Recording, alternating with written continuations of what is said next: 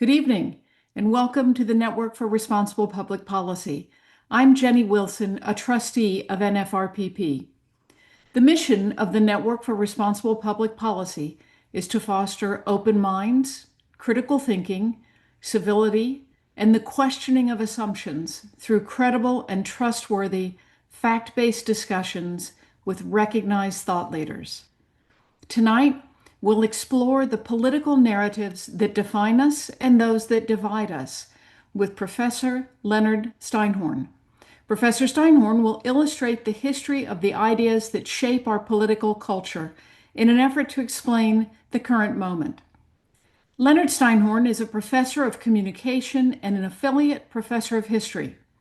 His expertise includes American politics, the media, race relations, the 1960s, and recent American history. He is an author of The Greater Generation in Defense of the Baby Boom Legacy, co-author of By the Color of Our Skin, The Illusion of Integration and the Reality of Race, and is currently writing a book on America in the 1960s, which will be published later this year.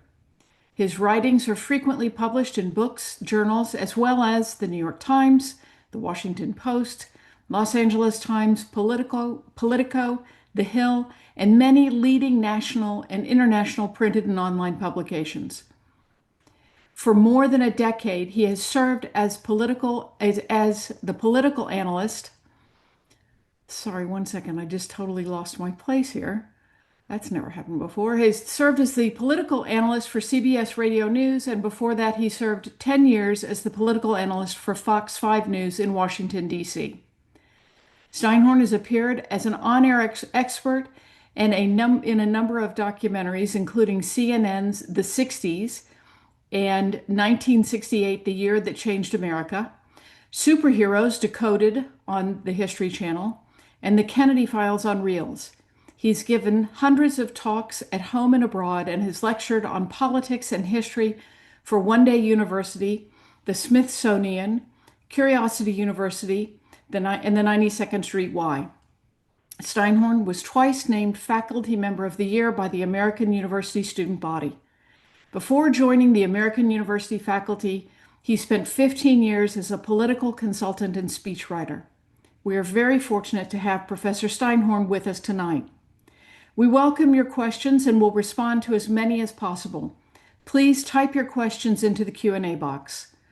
Tonight's discussion isn't just to understand what divides us, but to start to understand how we can bridge those divides and move forward together.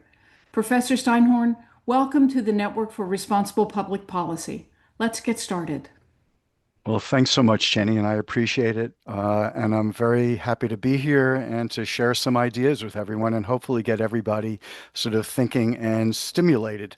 So I'm going to put up a screen share and then get started. So what I'd like to do is begin with four very simple words that are spoken by a child to a parent or a grandparent or a caregiver. And those four words are, tell me a story. Tell me a story. A child understands that they can appreciate the world not through facts, not through evidence, but through stories. And stories are really central to the human condition. It's how we make sense of the world. They're often built around a moral lesson or an aspiration or what we might hope for or what we might fear. And I would argue that narratives and stories are at the heart of politics, that we understand America not through facts or policies necessarily, but through the stories we tell ourselves about our own country. And I can think of no better way to understand American politics today and why we're so divided than to tell you the story about the political and cultural stories we tell ourselves. So let us begin. And we're going to start with a story that we all know and we're all familiar with. And that is the American dream. And so the American dream is really central to who we are as a society. every single American will want to talk about the American dream. And it's rags to riches and Horatio Alger and the log cabin. And there you have Rocky Balboa and his American dream of rising from nothing to become the champion. It's the notion that anything is possible, that the individual can be triumphant if that individual works hard and plays by the rules and does everything they need to do. It's an optimistic dream. And, when you see politicians all the time, they fall over themselves to associate their lives with humble beginnings or a job they had as a dishwasher or anything associated with their immigrant past or their grandparents or anything like that. And if they have a lot of money, typically, not all the time, but typically, they like to say, well, actually, I have an $18 watch, or I drive an old station wagon, or an old minivan, or something like that, to ground themselves as if they were part of a group of people that remembers what it's like to have nothing and to rise from that. And so you see all the time candidates try to associate themselves with the American dream. One of the most sort of well-known videos comes from Bill Clinton when he was running for president in 1992. The focus groups were telling the Clinton campaign that a lot of people thought, well, he went to Georgetown, he went to Yale, he's privileged, he doesn't understand what it's like to struggle to make good and to accomplish and achieve the American dream. And so he had a couple of Hollywood producers, the people who produced the TV show Designing Women in the 80s and 90s. They were both Arkansas folks, and they came up with a campaign video, and this is an ad taken from that campaign video. Quite brilliant in terms of how it associated Bill Clinton with the American dream. I was born in a little town called Hope, Arkansas, 3 months after my father died. I remember that old two-story house where I lived with my grandparents. They had very limited incomes. It was in 1963 that I went to Washington and met President Kennedy at the Boys Nation program. And I remember just thinking what an incredible country this was, that somebody like me, had no money or anything, would be given the opportunity to meet the president. That's when I decided I could really do public service because I cared so much about people. I worked my way through law school with part-time jobs, anything I could find. And after I graduated, I really didn't care about making a lot of money. I just wanted to go home and see if I could make a difference. We've worked hard in education and healthcare to create jobs, and we've made real progress. Now it's exhilarating to me to think that as president, I could help to change all our people's lives for the better and bring hope back to the American dream. That was brilliant from a town called Hope. And he rose from really nothing. And that really was his true biography.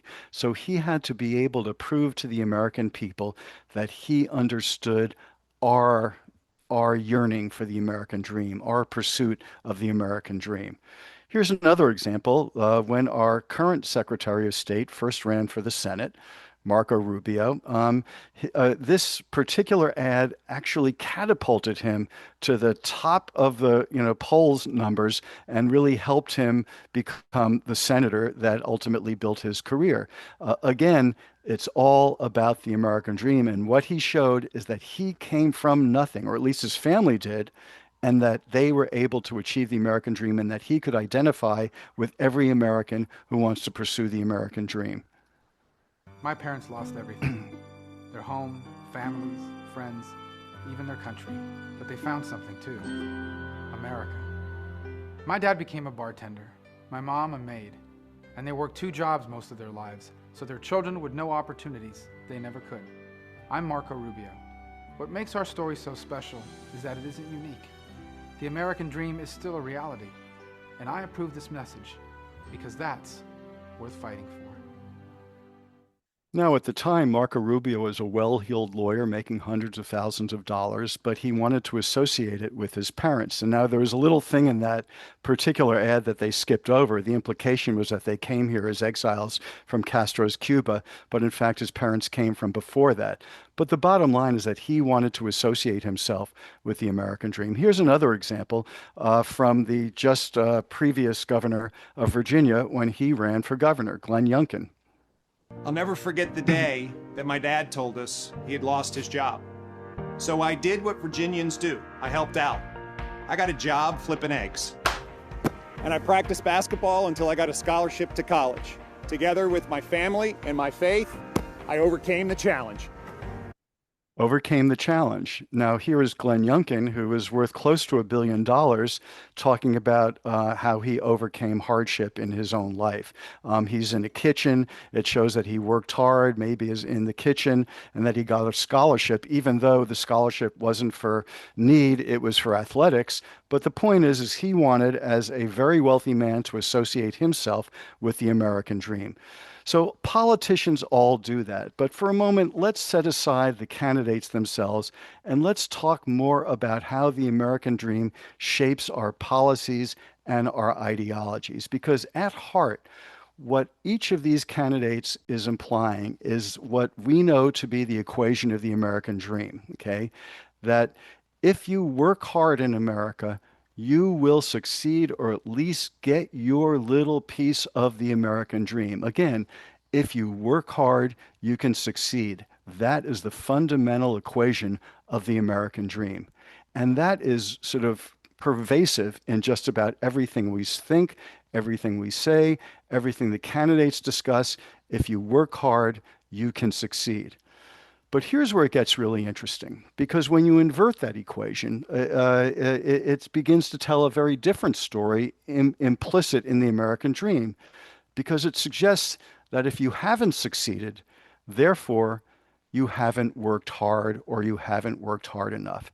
And that is very, very important. And I would argue that is far more important than the equation that we associate with the American dream. Because of why? Because basically, what this says is that achieving the American dream is all on us individually. So, the way the Republican Party will take that is if government helps us out, what it's essentially doing is enabling our moral failings. Because if you haven't succeeded, therefore you haven't worked hard. So to the Republicans and Americans who see it that way, they say, why should I give my hard-earned money to those who haven't worked for it? The sociologist Robert Putnam had this great quote in one of his books. He quotes a woman saying, if my kids are going to be successful, I don't think they should have to pay other people who are sitting around doing nothing for their success. That's part of the American dream, that if you haven't succeeded, you haven't worked hard, or to quote that woman, sitting around doing nothing. And in so many ways, it explains our pervasive opposition, particularly on the Republican side of politics, to government programs, whether it's Obamacare or anything else, that you are giving people something that they haven't earned. And it also shows why that Republicans are often saying that there ought to be a work requirement for things like Medicaid, because you ought to work for it. You shouldn't take advantage of the fact that other people are paying for you.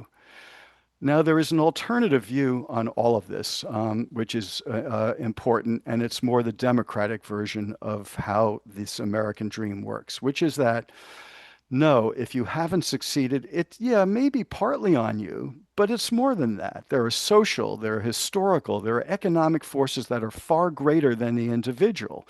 There's race, there's poverty, there's inequality, there's growing up in unfortunate circumstances, okay? And so, therefore, what we need is more government to help people achieve the American dream. This is Franklin Roosevelt and the New Deal, or it was the bottom line of the Great Society, that government is actually a friend of the American dream, not the Republican version that government enables your moral failings, therefore we don't need more government, it's up to you. So there are lots of spin-offs on this, but what's fascinating is when you look at some of the statistics from Pew, and I don't have more recent information than these particular ones, but trust me, I think these the lines have have gotten even more divided. Okay, so does government destroy incentives or create them? Who's responsible? So if you look here, poor people have it easy because they can get government benefits without doing anything in return. 2017, look at that. Two-thirds of Republicans said, yeah, they have it easy. Only 18% of Democrats said that.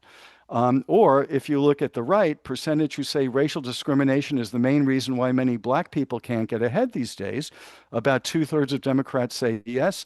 Barely 1 in 10, slightly more than 1 in 10 Republicans say yes. Okay, so and then in the middle percentage who say most people who want to get ahead can make it if they're willing to work hard. Only about half of Democrats said that in 2017. More than three-quarters of Republicans did, and my guess is those lines have diverged even more. So what does this all tell us? Because there are spin-offs from this American dream narrative that have policy and political implications that we need to consider. Okay, so one is an economic narrative that it's private capital and individual risk. Those are the things that create wealth, and that it's largely the individual entrepreneur and business executive who makes society prosperous, not government. It's the individual. So therefore, we have this cult of the entrepreneur in our society. We elevate business leaders and wealthy folks as heroes that we want to emulate because they worked hard to create their American dream, to create their wealth, and to help other Americans create the American dream if they worked hard to work for their companies. So, in other words, markets aren't just a useful way to organize society, they're actually a moral structure as well because people get paid what they deserve. So, if you cut taxes and provide the fewest restrictions and regulations on people, society will benefit. And it's actually quite moral to do so. Okay. That is sort of the Republican take on the American dream. But again, there's a competing narrative, one that doesn't deny the role of capital, the role of the individual, but sees other sources of wealth that makes all this success possible. So there's investment in labor, in education, in public investments, in healthcare, and in support for families. In other words, yeah, you've got to be inventive and hardworking, but the rest of us help you get there. Okay. And to make sure all of us can be similarly successful, we need to all contribute to building better schools, better services, better opportunities. And the best way to do that is through government. So one side sees the American dream as all from the individual, and the other side certainly sees the individual, but says that the individual also stands on the shoulders of the rest of us. One side sees those who don't succeed as all on them. Others see it as a variety of factors and says it's unfair to place all the burden on the individual. And one side sees the free market as the moral organizing principle of the American dream, whereas the other side sees morality expressed through government action to ease the disruption of capitalism and to give people a chance to reach their American dream. So, if we thought the American dream was an easy way to describe what our country is all about, think again. It's actually one of the most fundamental dividing lines in terms of our ideology, our perspective, our views of government, and our views of people and individual initiative. So that's narrative one, the American dream, that could unite us, but it may actually divide us. Narrative two is what I would call power corrupts. Okay. And look, we were founded as a country against the concentration of power. Okay. The Declaration of Independence was an indictment. If you read after the first two paragraphs, it was like a direct mail letter indicting King George III for abusing his power over the colonists, over the American people. Okay, and then what was our first constitution? It was the Articles of Confederation, which basically had no concentration of power in the federal government, so much so that we barely had a currency, we couldn't keep an army, the country was falling apart, which is why they had to create a constitution that we have right now. But that same constitution was built on the notion that power could corrupt, which is why we have separation of powers, checks and balances, balance of powers, all based on the philosophy laid out in the Federalist Papers that said, yes, we need a central government, but we have to put checks on the accumulation of power in that central government. And then about 125 years ago, we went through a phase of antitrust legislation, the Sherman and Clayton Acts, which basically said It's not government that has too much power we have to worry about, or maybe we do, but we also have to worry about the accumulation of power in monopolies and trusts. And therefore, with Theodore Roosevelt and other trust busters, they wanted to break up the power of people who had accumulated too much power. Then, of course, the Cold War. Our whole fight was against totalitarian accumulation of power, okay? We wanted to make sure that no one country could accumulate too much power and exert their power over other people. And I would argue that that whole notion of David versus Goliath, we actually see ourselves, even though we are the most powerful people in the world, sort of more like David's fighting other people with their Goliath power. And one of the most interesting things to me was how when George W. Bush wanted to move us toward war in Iraq, it was this narrative that it was Saddam Hussein who had too much power. And we were the ones who had to fight against this all-powerful Saddam Hussein, who was a threat to civilization. And when I talk about this overseas, when I've been on lectures overseas, people say, "What are you talking about? Your country has so much power. Your heel is on our necks all the time." And I say, "But that's not always how we see ourselves." In any case, here was Bush and his team selling us on the Iraq War, and you will see that narrative that Saddam Hussein had too much power, and we needed to stop it because he was a threat to civilization. We understand history has called us into action, and we're not going to miss this opportunity to make the world more peaceful and more free. This is a fight to save the civilized world. This is a struggle against evil. We are joined by a great coalition of nations to rid the world of terror. This man poses a much graver threat than anybody could have possibly imagined. The intent of the terrorists and those who would supply them with weapons of mass destruction is very, very clear. They're to wipe out our way of life. No, the fact is that we basically went through their army and their military as if it was pushing against toilet paper, okay? But we played up the fact that he had so much power to justify our going in to topple him. But here's something we can pretty much all agree on, that we don't like anybody or anything with too much power, and we want to put brakes on those power. We want to put checks and balances in place, whether it's within this country or around the world. But wait, and here's again what divides us. Because we can pretty much distinguish between Republicans and Democrats by their perception of who has too much power, okay? Now, to the Republicans, it's the government and the bureaucrats and the so-called liberal elites and the media that have too much power. They want to take my guns. They want to tell me how to run my business. They want to tell me who I can hire, what to say, how to pray, what my kids should be hearing in school, okay? And so it's the government with too much power, and we have to fight against that. There is Ronald Reagan articulating that at his inaugural. Now, so there will be no misunderstanding, it's not my intention to do away with government. It is rather to make it work with us, not over us, to stand by our side, not ride on our back. Government can and must provide opportunity, not smother it, foster productivity, not stifle it. And there you have it, laid out. Government has too much power. It's stifling us. It's stifling opportunity. It's stifling the individual. Of course, I remember that ironic comment during the whole Obamacare debate when somebody at a town meeting just shouted out, "Keep your government hands off my Medicare," okay? As if their Medicare was their private thing and government was what was going to ruin it for them. But it's not just Ronald Reagan talking about power.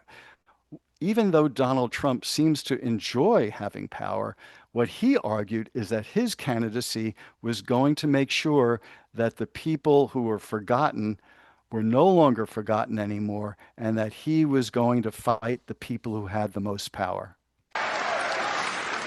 I have joined the political arena so that the powerful can no longer beat up on people who cannot defend themselves.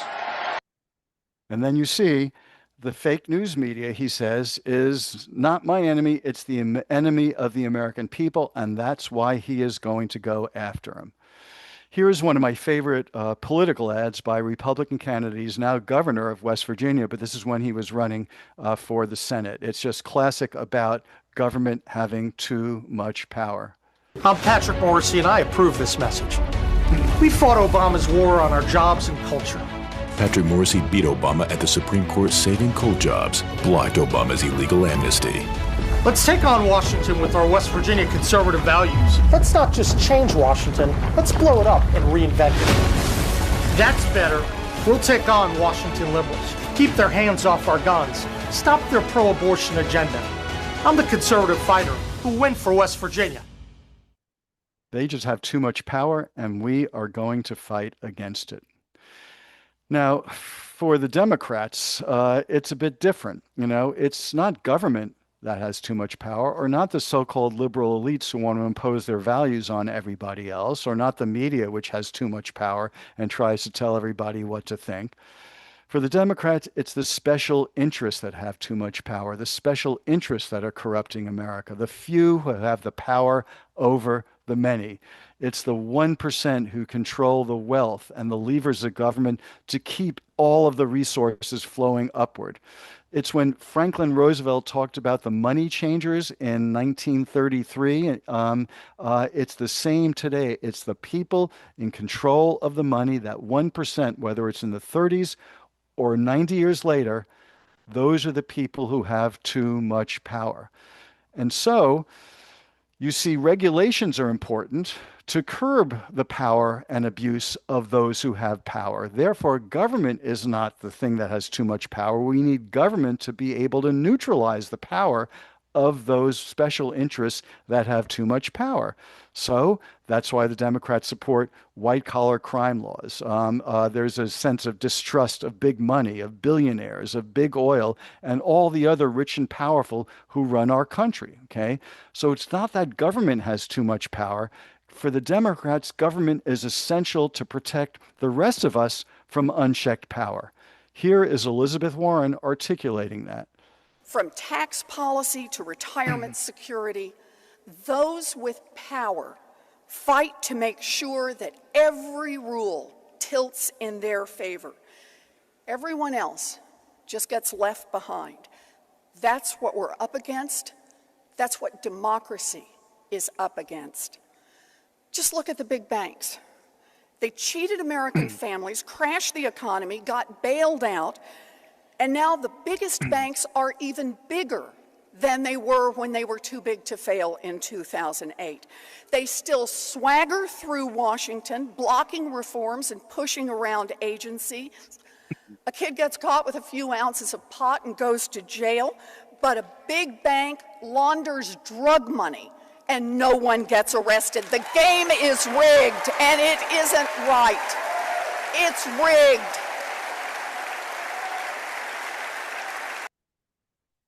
Here's one of my favorite ads from a guy who ran for the Senate in Kansas, a Democrat. I know him. I always tell him when I show this in class, he chuckles. But it really illustrates that whole notion of the regular people being screwed over by the special interests who have too much power. He lost his election, but here's this great ad. Wall Street bailouts, out of control healthcare costs, ridiculous gas prices. As Kansans get angrier, rich executives just get richer. While they're getting bailouts or gushing record profits, the rest of us are just getting hosed. By senators like Pat Roberts, who voted to repeal laws that have protected Kansans since the Great Depression. Real change begins with a vote for Jim Slattery. I'm Jim Slattery, and I approve this message. So do we! Great ad. There you have the people versus the powerful, the people versus the powerful. Or here's the No Kings rally recently, okay?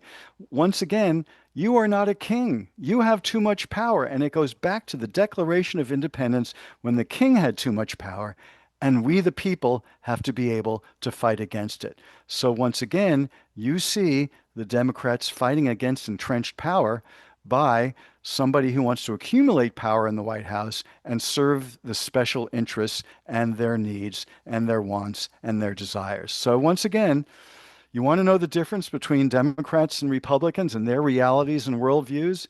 It's because they share the same principle that power corrupts, but they simply view it very differently. The next narrative is really about what is the real America. And I put forward this dueling posts from 2016 in which Jeb Bush put America, and he had a gun right there. And then Mayor Bill de Blasio from New York decided to counter it, and this is what he put up as America, a pastrami sandwich, which basically suggests that what America is all about is a form of diversity. Now, you may remember how Ronald Reagan used to refer to our nation as a shining city on a hill, taking from John Winthrop, this 17th century pastor. But there's a certain image associated with that shining city on the hill, okay? It's small town, it's Midwestern values, it's church on Sundays, it's a picnic after church, it's the Rotary Club, it's the Elks Club, it's the Moose Lodge, it's the American Legion Hall. It's the things that you might associate with small town America, those picket fences and those small, tight-knit communities of people who know each other and go to church. And there was probably no better way to articulate that than Ronald Reagan did in 1984 with his now classic TV ad, Morning in America. It's morning again in America. Today, more men and women will go to work than ever before in our country's history. With interest rates at about half the record highs of 1980, nearly 2,000 families today will buy new homes, more than at any time in the past 4 years. This afternoon, 6,500 young men and women will be married. And with inflation at less than half of what it was just 4 years ago, they can look forward with confidence to the future. It's morning again in America. And under the leadership of President Reagan, our country is prouder and stronger and better. Why would we ever want to return to where we were less than 4 short years ago?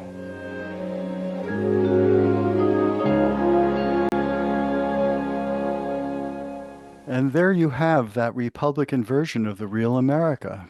Picket fences, small towns, faith, family, church, weddings, flag, patriotism.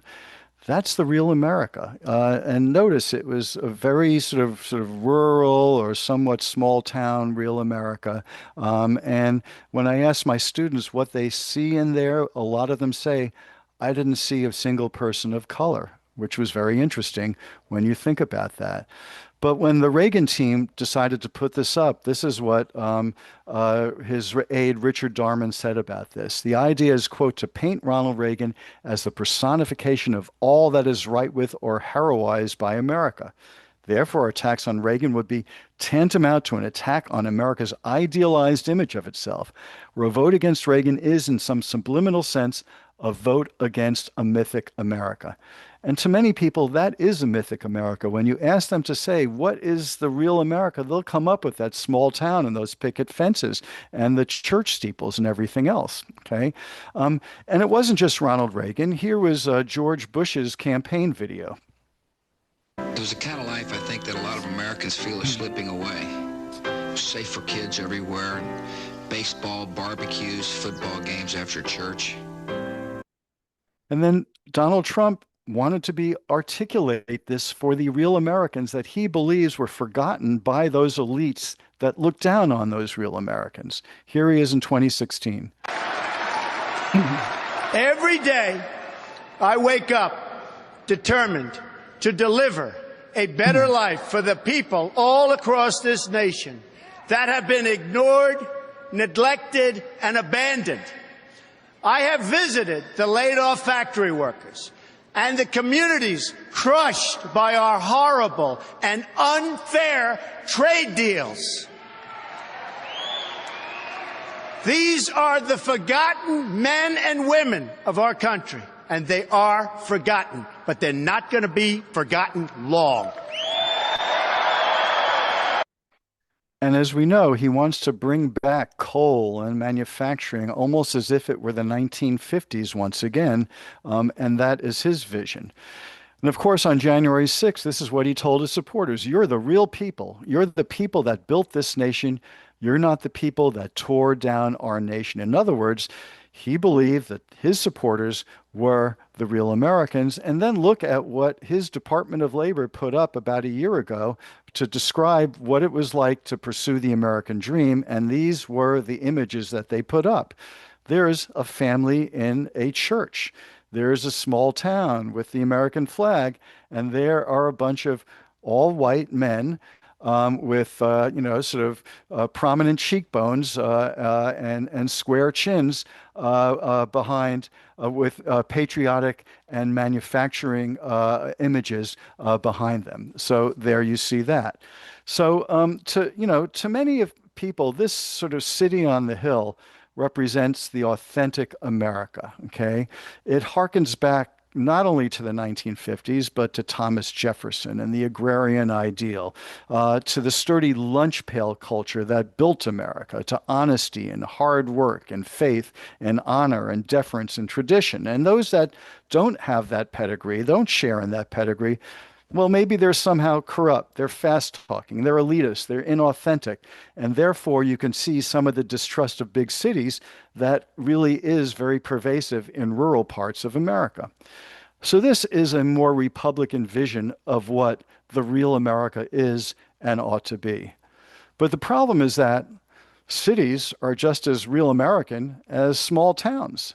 A high-rise in Washington Heights in Manhattan is just as American as a small town in Kansas. Okay, I remember seeing a guy at an ice cream shop who ran the ice cream shop, and we started talking, he was Chinese. So I said, well, what's your nationality? He goes, I'm Chinese, and I said, well, are you an American citizen? He goes, yes. I said, well, you're American. You're as American as anybody who can sort of trace their ancestry to the Mayflower, because you are an American. And so what we have is an alternative view of the real America, which is diverse. It's inclusive, it's culturally liberal, it's non-traditional, it's pluralist, it's happy holidays rather than Merry Christmas. So a public prayer that a small and homogeneous town may embrace is seen as somewhat disrespectful to this more diverse America that may not wholly subscribe to that prayer or the meaning behind that prayer. In fact, this more liberal real America sees small town real America as somewhat more narrow, as somewhat more benighted, narrow-minded, anti-intellectual, a little bit bigoted or biased, intolerant of difference, okay? And what's moral to this more democratic real America is diversity, it's inclusion, it's self-expression, it's free thinking, and it's a healthy distrust of authority. Here is Barack Obama articulating that when he was speaking in Selma, Alabama on the 50th anniversary of the Selma March over the Edmund Pettus Bridge for voting rights. Because of what they did,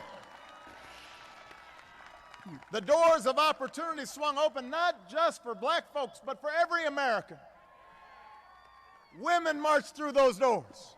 Latinos marched through those doors. Asian Americans, gay Americans, Americans with disabilities, they all came through those doors.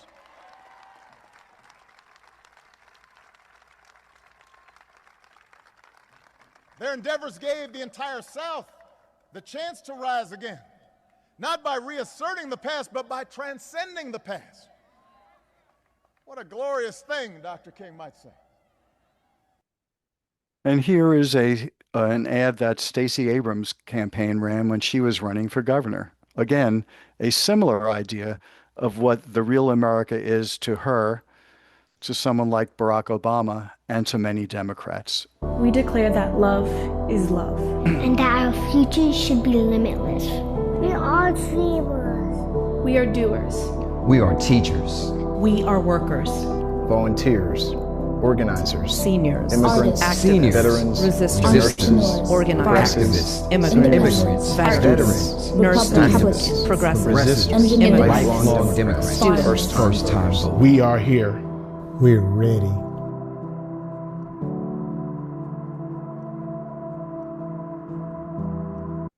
again, that's sort of a tableau of America that that side of our political system sees as the real America.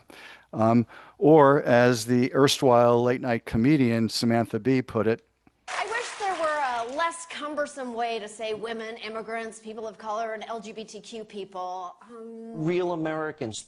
That works. Good night, everyone.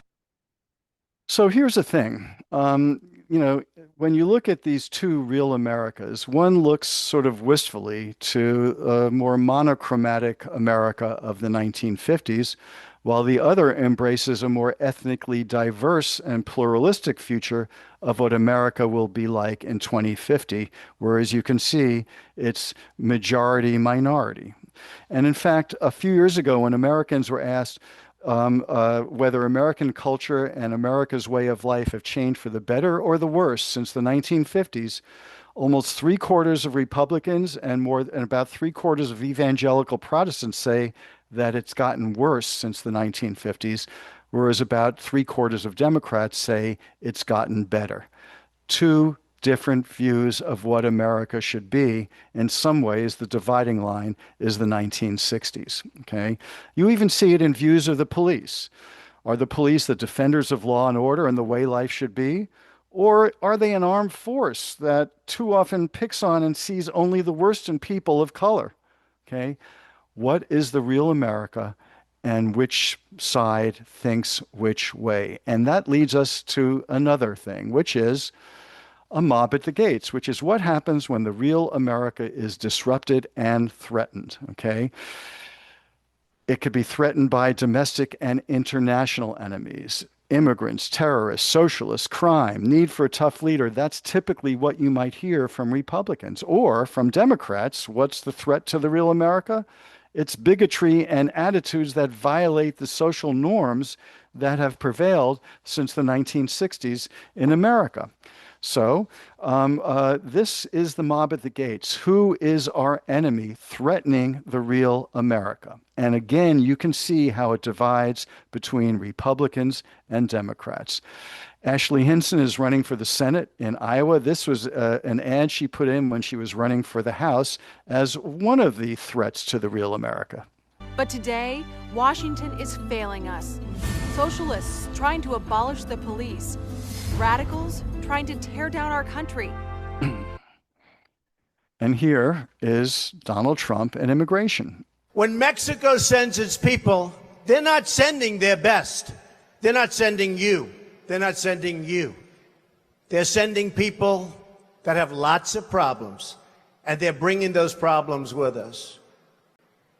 They're bringing drugs, they're bringing crime, they're rapists, and some, I assume, are good people.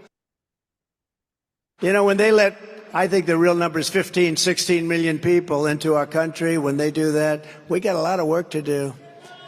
They're poisoning the blood of our country. That's what they've done. They poison mental institutions and prisons all over the world, not just in South America, not just the 3 or 4 countries that we think about, but all over the world. They're coming into our country from Africa, from Asia, all over the world. They're pouring into our country. Nobody's even looking at them. They just come in. The crime is going to be tremendous. The terrorism is going to be. And then we built a tremendous piece of the wall, and then we're going to build more. Pouring into our country, invasion, poisoning our blood. And then, of course, that classic thing during his debate with Kamala Harris. In Springfield, they're eating the dogs, the people that came in. They're eating the cats. They're eating the pets of the people that live there. And this is what's happening in our country, and it's a shame. Now, this isn't anything new. If you dial back to the year 2000, there was a Reform Party candidate, many of you know the name, Patrick Buchanan, and his big thing at the time was immigration, okay? Interestingly enough, little footnote, there was somebody else who at the time thought of running for the Reform Party nomination for President of the United States in the year 2000, the one that Patrick Buchanan actually ran on, and that was Donald Trump. He chose not to, but he thought about it, and he almost considered putting his name in. In any case, here's a Buchanan ad from the year 2000, and you see the same themes all over. Have signed an executive order saying that English is no longer America's national language. It's Executive Order 13166. Thank you for calling 911. Please listen for your language. For Spanish, press 1. For Korean, press 2. Do you ever miss English? Immigration is out of control. Bush and Gore are writing off English for good. What can you do? Vote for the third party that puts Americans first. Vote Buchanan for president. For Swahili, press 12. And of course, crime. Crime is a big issue. Crime is associated with inner cities and violence that takes place there, which often is associated with people of color. Here is an ad that was recent in a Senate campaign. Do you feel safe? Mandela Barnes would eliminate cash bail, setting accused criminals free into the community before trial, even with shootings, robberies, carjackings, violent attacks on our police. More than 300 murders last year alone. Yet Barnes has even supported defunding the police. Mandela Barnes, he stands with them, not us. Senate Leadership Fund is responsible for the content of this advertising.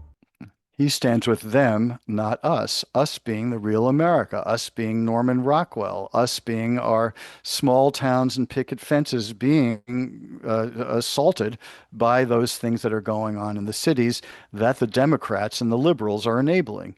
Here's another example, Donald Trump's ad against Joe Biden and Kamala Harris, which really suggests the contempt that Democrats have for people who are worried about crime. Right?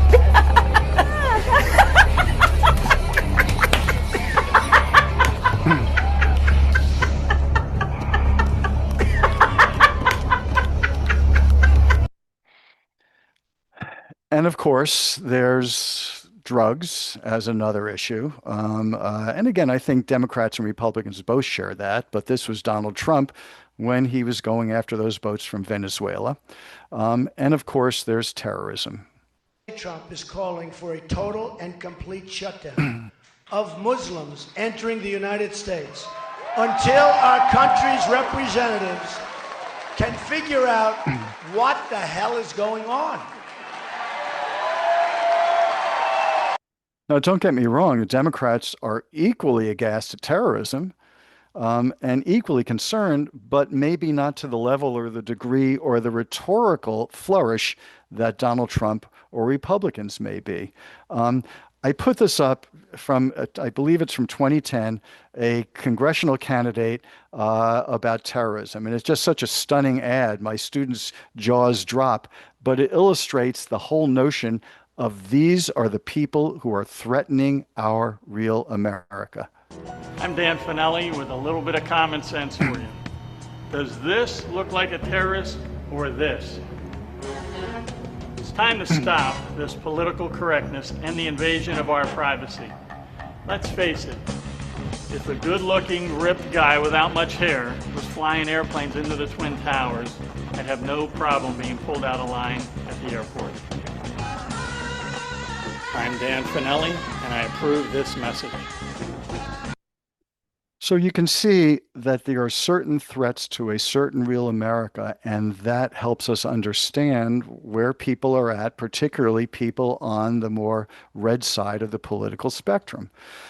But on the blue side, it's a completely different group of people that are a threat to America. And in this sort of unforgettable moment of Hillary Clinton's 2016 campaign, she sort of lays it out. These are the people who are threats to America. And she was basically suggesting that a large chunk of Donald Trump's supporters were exactly threats to America. You know, to just be grossly generalistic, you could put half of Trump's supporters into what I call the basket of deplorables. Right? The racist, sexist, homophobic, xenophobic, Islamophobic, you name it. And unfortunately, there are people like that. And he has lifted them up. And here's another ad talking about the threats to America.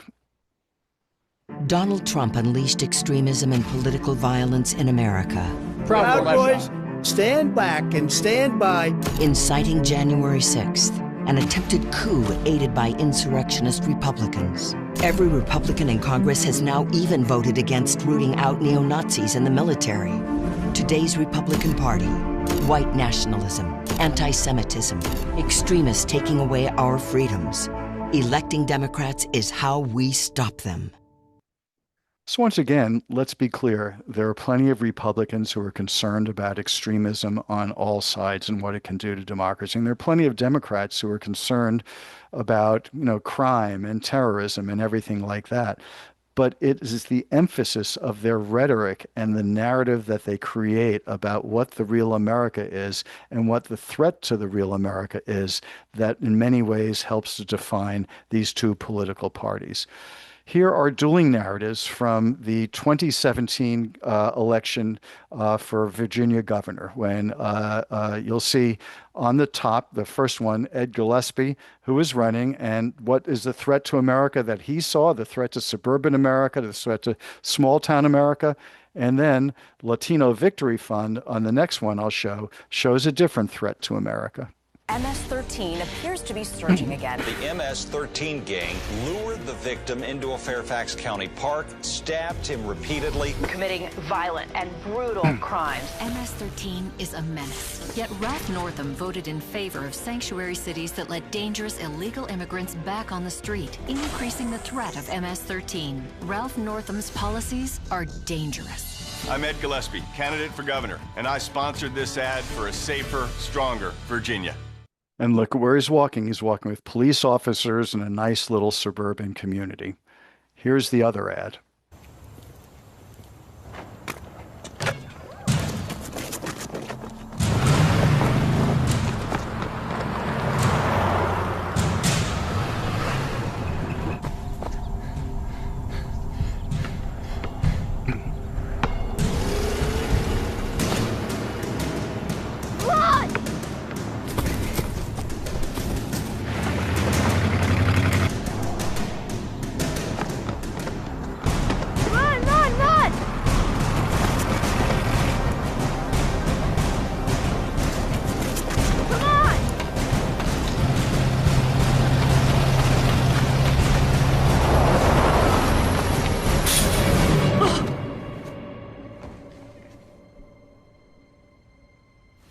Is this what Donald Trump and Ed Gillespie mean by the American dream? Latino Victory Fund paid for and is responsible for the content of this advertisement.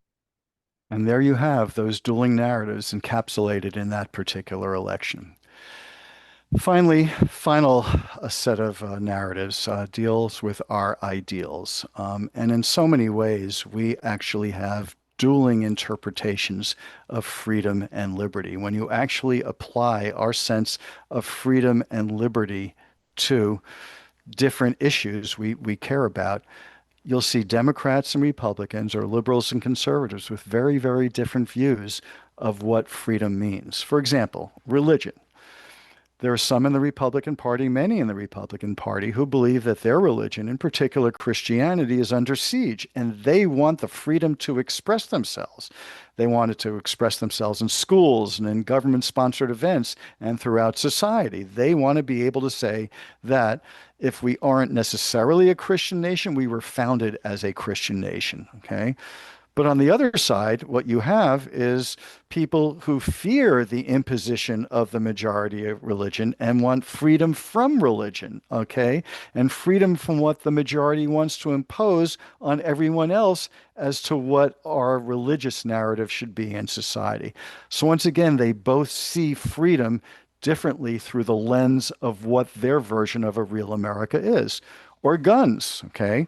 Should I have the right to carry a gun anywhere? That's my freedom. I want my freedom to be able to carry my gun anywhere. Or, on the other side, guns make me afraid. I can't exercise my freedom of speech because I fear I might get shot by somebody who has a gun, or intimidated, or I'm not going to talk about it. Or guns deprive thousands of people of their freedom and their lives every year. What is freedom? Different views of freedom. What about masks and vaccines? Okay, it's freedom to do what I want with my body versus the risk of a virus spreading everywhere and others in a community getting sick and dying because there's no herd immunity. Therefore, you're depriving people of their life and freedom if you don't get that shot or if you don't wear that mask. Or abortion. Is it about freedom for women to control their own bodies and reproductive choices, or is it freedom for that embryo to have a life and to become a child? Okay? Or the economy. Okay? Is it all about the free market and fewer regulations? That's freedom. Let me do what I want. I don't want red tape. I don't want restrictions. That's how I'll grow. Versus we need laws that regulate labor and the environment because that protects the freedom of workers and protects the freedom of communities to live without illness, without toxicity, and without pollution. So once again, those ideals that we all take for granted, they are seen through the lens and the prism of each different political party. And with that, I'm going to close up and suggest that I will entertain any questions that you have and talk about it. But to me, what we have are narratives that we could say we share in name only, but not in content, ideology, philosophy, and policy. So let me thank you for being with me, and I am happy to spend some time talking. Leonard, I'm going to go through the questions that we got. I'm going to start with one that might connect back with your book. What ideas from the 1960s grew to become today's liberal political group? Well, obviously, there are a whole lot of ideas that from the 60s. I mean, there were liberation movements in the 1960s that felt that the status quo was unsatisfactory. And of course, the status quo was unsatisfactory if you were a woman, if you were an African American, if you were a member of the LGBTQ plus community, if you were anyone who felt that you wanted to march to your own drum and didn't feel that you needed to conform. It was also about a distrust of authority, in particular because you had authorities who were chairs of Senate and House committees who were segregationists, who didn't pass laws to give people their rights or tried to resist laws to give people their rights, and also because the government lied to us in Vietnam and didn't tell us the truth. So there was a generalized distrust of authority that developed, but also a generalized sense that we needed to pursue justice for all as best as we could, or to use the phrase that Martin Luther King used, arc of the moral universe is long, but it bends toward justice. And what he wanted to suggest is that, yes, it may take time. The arc is very long, but you have to pursue forms of justice. And those areas of justice that grew out of the 60s were related to race, ethnicity, immigration, gender, the ability for a government to send its people off to war, sexual agency and freedom, and identity. So those are really the seeds of where we are today. Really came out of the 1960s and all of the movements of those years. And then you can see a lot of those narratives being, sort of derived from what happened in the 1960s. Another one of our viewers is asking, historically, have there been moments of shared political ideas for certain goals or policies?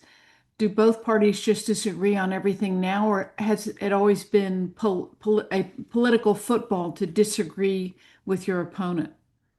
Well, yeah, I mean, obviously, it's disagreeing with your opponent is always there. But I do think in a certain time, particularly with government, there was a consensus after the New Deal that many of the programs of the New Deal were things that you did not want to do away with. So when you had Dwight Eisenhower as the first Republican president after 20 years of Democrats come in, he pretty much accepted the New Deal policies and programs. He may not have been enthusiastic with all the more liberal side of them, but Republicans under Eisenhower at least accepted them. Even Richard Nixon in 1960 was willing to accept many of the principles of the New Deal and how important it was.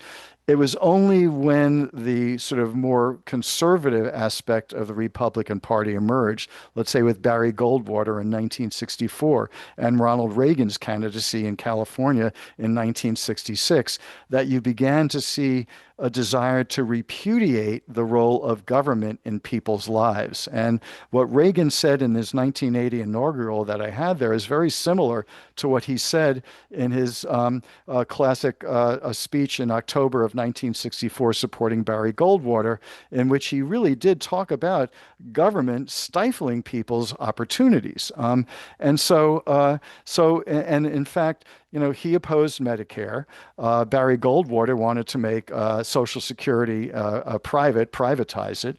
And there was a beginning of a retrenchment from the conservative ideology from that generalized consensus that emerged out of the New Deal and World War II.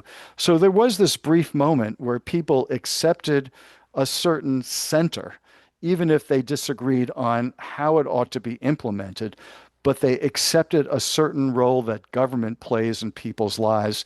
And I think that began to end with Goldwater, with Reagan, and then as Nixon moved the Republican Party further to the right and gave rise to the Reagan Democrats in 1980, you began to see a greater polarization emerging. That said, even Ronald Reagan was willing to work with Tip O'Neill, the Democrat Speaker of the House in the early 1980s, to come up with some compromises on how to deal with certain issues like Social Security. So even though ideologically they were moving further apart, there was a willingness to talk to each other and find some common ground. Now, that being said, I will also say this. It's not just politically that we're sorting. We are sorting in every aspect of our lives. We're sorting in terms of the media that we consume. We're sorting in terms of where we live. You're beginning to see communities and where people who voted for, let's say, Joe Biden or Kamala Harris want to move to certain communities and people who voted for Donald Trump to other communities. So what's happening is that the communities themselves are becoming more self-segregated according to political philosophy and cultural values and way of life and what they think is important. There is that classic David Wasserman analysis in which he talks about how basically 3/4 of the counties that had Cracker Barrel voted for Donald Trump versus 3/4 of the counties that had Whole Foods voted for, let's say, Joe Biden and Kamala Harris and Hillary Clinton. And I remember a quote from a woman who's a conservative who said, "Now I know why I don't feel right in when I go to a Whole Foods, because they're not my people." Well, technically, we're all in this thing together, okay? But when you have a sense that they're not my people, okay, and when we begin to sort to different communities, and when we have our conversations with ourselves and our media that confirm our biases all the time, how do we get to the point where we start listening to each other again and at least be willing, even if we have philosophical differences, to talk about where we can find compromise? A good question here from a rising sophomore at American University. You speak about Americans being able to rally behind the American dream, but also demonstrate issues that bring forward polarizing politics like crime and immigration. What are the issues you see that are still bipartisan today, and how can we use those issues to bring forward more bipartisan policy planning? Which I think ties a little bit to some of the other questions about, so we've got these differences, what can we do to find common ground and bring people together? Well, I think the first thing we need to do is just start listening to each other. Because if we continue to demonize each other, which this fragmentation, ideological fragmentation of the media reinforces and encourages, actually, then if you say something, I will immediately distrust you. There's a philosophy or a psychology behind negative advertising. Okay, you use negative advertising not to talk about disagreement on issues. What you use it for is you use all of the horror film music. You use the desaturated images. You use people in slow motion. You make it seem like they're in a surveillance video. You show their faces and what they're saying pixelated. Use all the production techniques. Why? Because your goal in negative advertising is to create anxiety in the viewer. And the behavioral response to anxiety is avoidance. The behavioral response to anxiety is avoidance. So if I create anxiety about you, Jenny, because we're running against each other, my goal is not necessarily to get people to think you have bad ideas. My goal is to make people feel anxious about you so they don't listen to you anymore. So one of the basic forms of political communication, advertising, is designed to keep us from listening to each other, from hearing each other. So if we don't find a way to have these conversations, how do we move forward? So, for example, somebody who might be, let's say, a professor, might have a different version of how the economy should run and regulation should be than a small business person. Okay. What are the opportunities we have to have that professor and that small business person sit down and talk about their lived experience and why they see things differently? And then to say, okay, I understand where you're coming from. How can we work out a solution that helps both of us accomplish as many of our goals as possible? We don't have that anymore. We have party line voting in Congress. We don't even have conversations. We have reconciliation bills in which the other side is barely able to make any comments or amendments, okay, because it's a party line vote. So the political structure is designed in a way to polarize, not to listen to each other, and not to find any common ground. So rather than me saying what are those policies that we could find common ground, and I could probably come up with any number of them, the point is that if we don't listen to each other and we just demonize each other's lived experience, then we won't hear what somebody has to say who may have a different perspective simply because they're a small business person, or simply because they're simply because they work as a dishwasher in a kitchen, or simply because they're a union member working in an assembly line, or simply because they're somebody who works in a chicken processing plant. And so if we don't listen to each other's lived experience and we shut them all out, there's no way we're going to be able to find common ground. So I think we have to take a step before we even think about policy and find those opportunities and forums to have those conversations. And I'll say one other thing. What we've lost in American politics is so very important, and that is humility. Because, look, I may believe strongly in what I think, and you may believe strongly in what you think.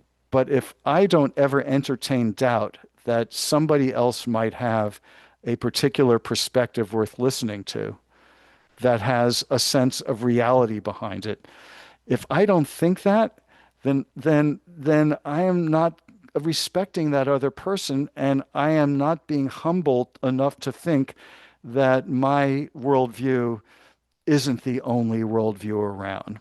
And I think we need to revive that spirit of humility in American politics and recognize that somebody who may disagree, I may think that they're absolutely wrong, but I need to hear them because I don't want to discount their experience, their life. They're dealing with the uncertainties of America and our economy and life in our society. And if I don't listen to that, and I think I'm the only one who's right, then that's how you get polarization. Well, so one of these, there's a good question here that talks about how all this working against, this weaponization, working, against each other. But ultimately, we send people to Washington or to our state governments to work for us. So what will it take to make the politicians take seriously governing on the real issues that people are facing every single day? Because it doesn't seem like from everything you presented that has anything to do with what they're talking about. What are the real issues that people struggle with? Well, look, certainly when you think about the American dream, people struggle all the time to put food on the table and a roof over their families' heads and get their kids a good education. That's what we want. We want a little piece of the rock to be able to live securely and happily and think that there's a better future ahead of us. Okay. But here's the problem. If I think that the only way you can do it is you're on your own, okay, then I don't have any room in my sort of vision for government playing a role to help people climb that ladder toward the American dream. Or if I don't respect people's ability to take risks, okay, and think that that's not part of the equation, then I don't have respect for that side of the American dream. So what we have to do is find a way to build in a structure that recognizes the positive values of each side of that narrative. But again, if we don't have that discussion, if we don't hear each other, we're not going to be able to build it in. But we also have a big problem right now, and that is because the Supreme Court has basically said that partisan political gerrymandering is okay. And what we're seeing right now is basically we are having states that are effectively going to resemble the Electoral College. If you have a state that has 40% Democrats but zero Democratic representatives, or a state that has 40% Republicans, but 2 out of 10 Republican representatives, okay, you end up making these states almost like one-party states, similar to the Electoral College, and therefore you don't have those conversations going on in elections where people have to debate each other on these policies. Plus, because we have such partisan districts, then the only people who typically go out to vote and elect their nominees from each party are the most active in each party, which means the most conservative Republicans and the most liberal Democrats. So again, that pushes people more to the extremes. So to some extent, our system right now in particular, which is, I believe, getting worse, simply is reinforcing the polarization of America and not listening to the diverse voices in each community. If your goal is simply to acquire power and not to listen to the people in your district who may make up 45% of your district, but it doesn't matter because you're almost guaranteed that 55% of the vote, then you're not listening to all the people of your community, and you're just representing the ideological side of your political party. So again, that's a problem. So we've got the gerrymandering problem, we have the listening to each other problem, and we have the fact that people are not seeing the other side of each person's narrative. Do you think we'll ever see a successful third party emerge in all of this? You know, I kept saying during that whole no labels thing about getting a third party presidential candidate is you've got it all wrong. Don't worry about the presidency. Worry about Congress. If you had that third party running in Congress and you actually had more like a parliamentary system rather than a binary system, where you had to build a coalition that would involve people of different viewpoints from you ideologically, then we might be able to find ways to at least accommodate more perspectives in passing legislation. So I think the big mistake of all the third party dreamers is to think for the grand slam home run of the White House, when in fact it's the reality of the state legislatures and Congress that really make up those laws and require the type of compromise. There should be no excuse for a reconciliation bill where 51 senators can basically impose their viewpoint on the rest of the country without any information or input from the other side. If you had a third party in there, you will at least have people who will say, no, you can't impose everything you want. We have to pull it a little bit in a different direction so we represent more of the people of this country.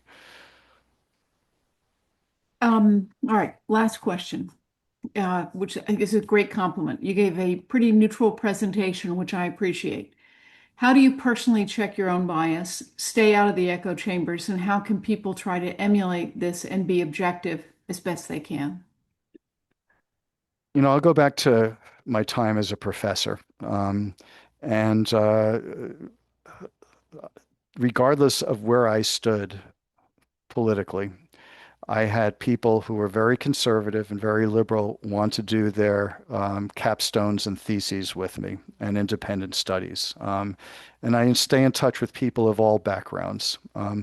Why is that? Because it was always my responsibility to basically help people learn how to think and not teach them what to think.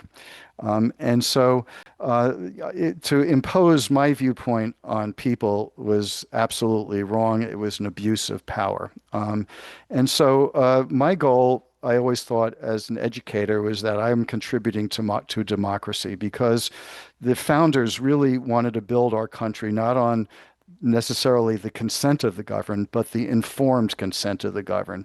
And my view is that regardless of where you are philosophically, if I can get you to be more evidence-based, more facts-based, fact-based, more thinking analytically about the consequences of where you are politically, and to think critically and self-critically on all of that, then regardless of where you come down, we will be a better democracy because we will all be hopefully more thoughtful in the process of making us a more perfect union. So at least as a professor, that was my whole philosophy, regardless of how I personally may have felt on particular issues. And my goal really was, I'm not just an educator, I'm here to advance democracy because in my small little way, if I can turn people out who are, regardless of whether they're centrist, liberal, conservative, left, right, progressive, or whatever, to make them think more critically and base it on evidence and knowledge, then I've done my part to be able to help implement the founder's dream of the informed consent of the governed. So in that sense, boy, I wish whether it's George Soros or the Kochs that they would say, we're keeping our politics out of this.